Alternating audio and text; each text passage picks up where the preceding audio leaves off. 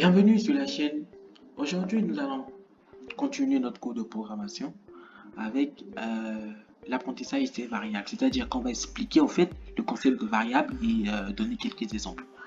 Alors, premièrement, nous allons donner une définition des variables. Alors, une variable est un objet repéré par son nom, pouvant contenir des données qui pourront être modifiées lors de l'exécution du programme. Et oui, c'est une définition qui pourrait être compliquée pour certaines personnes, mais je voudrais que vous considérez les variables juste comme des boîtes où vous pouvez stocker des informations, des données de façon temporaire, simple. Il existe au fait deux types de variables. Nous avons les variables qui peuvent stocker des informations de type string et des variables qui peuvent stocker des informations de type int, qui veut dire entier ou integer en anglais. Alors, nous allons définir une variable x par exemple. Alors, je supprime ce qu'on a fait, le coup passé. Nous allons définir une variable x qui serait égale à par exemple 2. Voilà, c'est comme ça on définit une variable de type int, qui veut dire de type entier. Et pour définir une variable de type string, qui veut dire chaîne de caractères, on peut mettre par exemple nom est égal à, vous allez faire ceci, vous allez mettre une simple quote ou une double quote. Alors je mets une simple quote, Faiz. Voilà. Alors ça et ça, c'est la même chose. C'est la même chose, simple quote ou double quote. L'important c'est qu'il y a deux quotes. Voilà. Je vous dirai quand est-ce qu'il faut différencier, par exemple. Donc voici.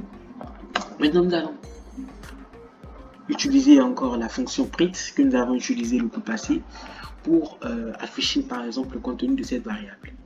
Nous allons faire print, qui veut dire affiche-moi le nombre que contient x est, vous faites deux points et vous fermez la double quote. Ensuite vous faites une virgule et vous mettez x, ce qui veut dire qu'il va afficher ça et à la fin il va afficher le contenu de x. Alors il faut être bien sûr qu'on met vraiment le nom de la variable ici, sinon ça ne va rien afficher. Alors on fait la même chose pour le nom qui est Faiz.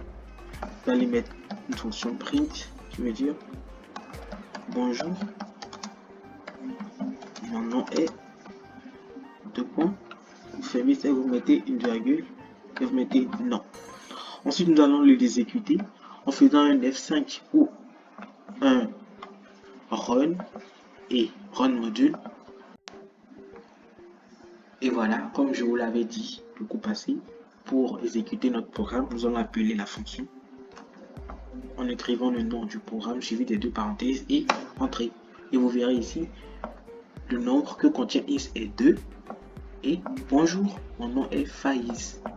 Et c'est simple. Et oui, tu te dis certainement que tout ça c'est beau, mais que les variables n'ont aucun sens. D'autant plus que au lieu de x on peut mettre 2. Mais je vais te montrer comment on peut utiliser les variables. Alors nous allons effacer tout ça. Nous allons conserver le x qui est égal à 2.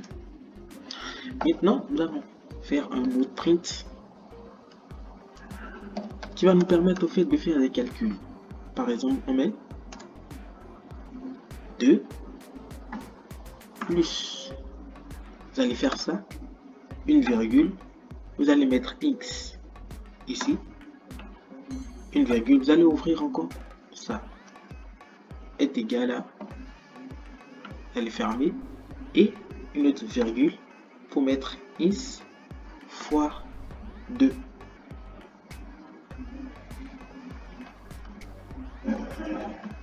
Voilà. Alors ça c'est un programme.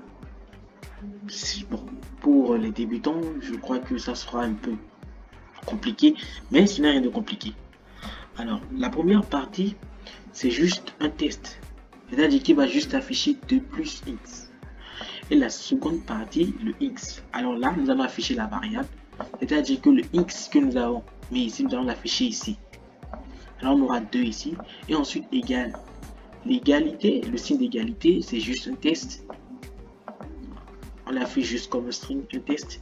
Et ici, c'est l'opération qui va vraiment se passer. C'est-à-dire ici, on aura 2 fois 2 qui sera égal à 4. Alors ici, j'ai fait une erreur. Au lieu de plus, normalement c'est fois. Voilà, le signe de multiplication.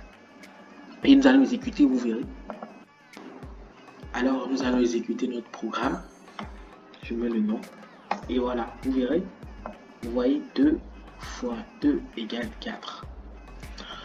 Alors, si tu n'es pas encore abonné, abonne-toi.